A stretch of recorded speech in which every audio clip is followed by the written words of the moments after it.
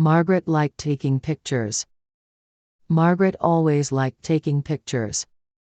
She believed that a picture can make anything beautiful. She brought her camera everywhere, even if she was doing simple tasks like going grocery shopping. Margaret especially liked taking pictures of her friends when they didn't expect it.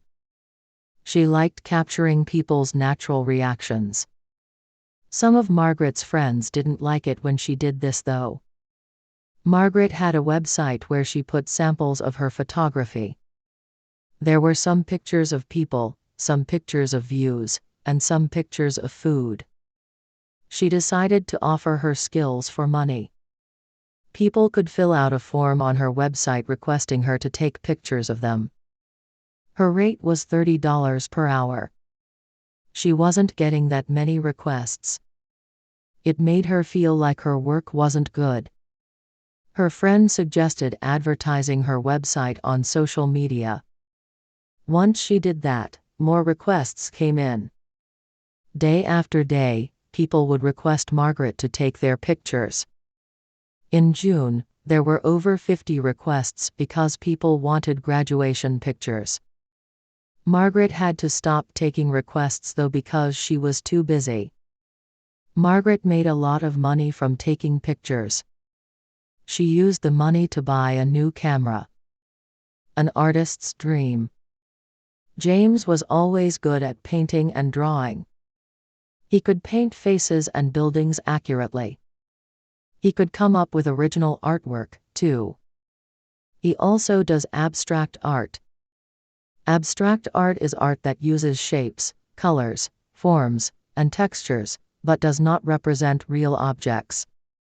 For example, a red circle painted on a black background is abstract art.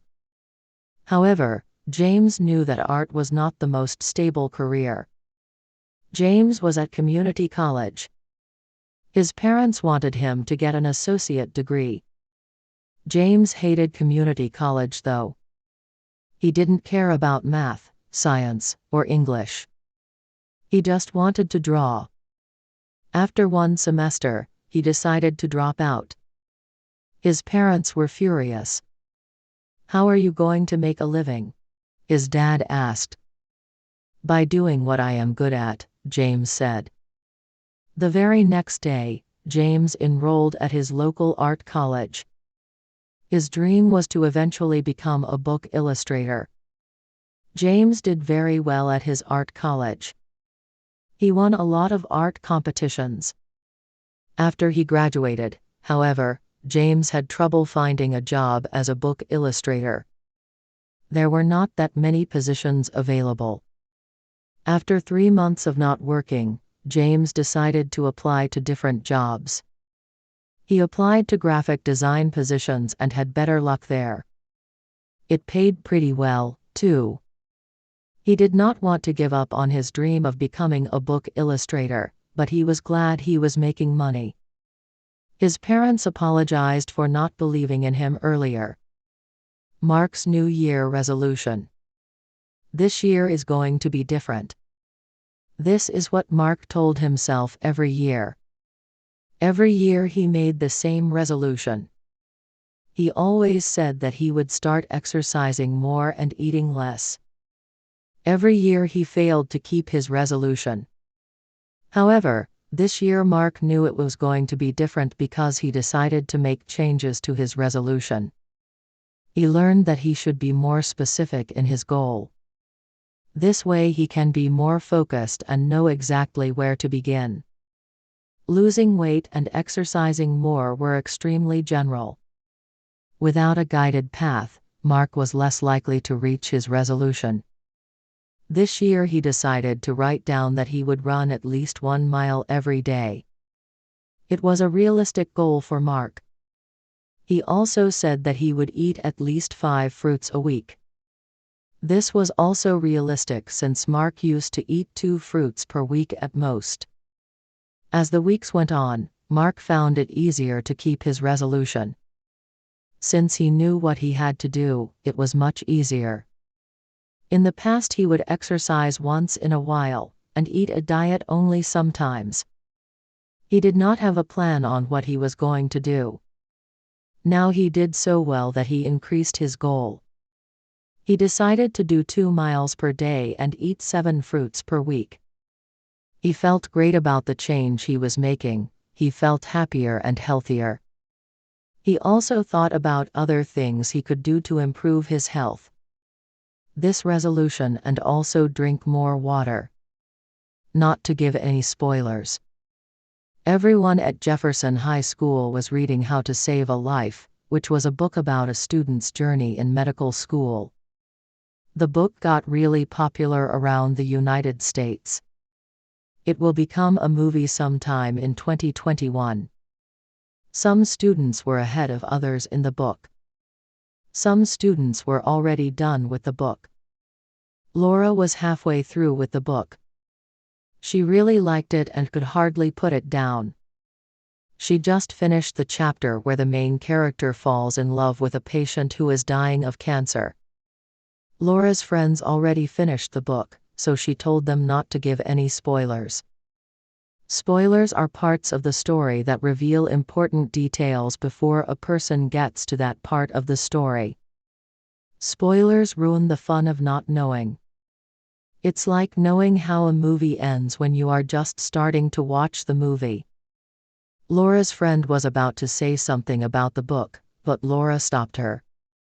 No spoilers, guys. I want to enjoy this book, she said. Laura was reading the book on the bus. A couple on the bus started talking about the book. Laura started to panic. She put on her headphones and listened to music throughout the entire bus ride. Laura continued reading the book when she got home. Her mom came into her room. That is such a good book. I'm so glad you're reading it. Have you got to the part when the main character is told she also has cancer? Her mom said. Mom. I'm only halfway. Laura exclaimed. Her mom apologized. Laura put the book back in her bookshelf and never touched it again. Running a marathon. Philip is going to run a marathon, which is about 26 miles. Philip has always been good and fast at running. He knows how to keep a good pace. He is always the fastest one on his track team. In fact, many of his teammates are sure that he is going to run track in college. Philip decided to run a marathon to raise money for charity. The charity was for breast cancer. Philip's mom died of breast cancer, so the cause was important to him. Philip practiced running prior to the marathon. He started off by running 8 miles, then 12, then 20, and finally, 26. He had practiced for 3 months. On the day of the marathon, Philip felt ready. He wore a comfortable tank top and running shorts. He also wore his lucky red socks. Philip went to the marathon. He stood at the starting line and wished the other participants good luck. Philip started running. He felt really good about himself. Running was like a roller coaster, which was full of ups and downs.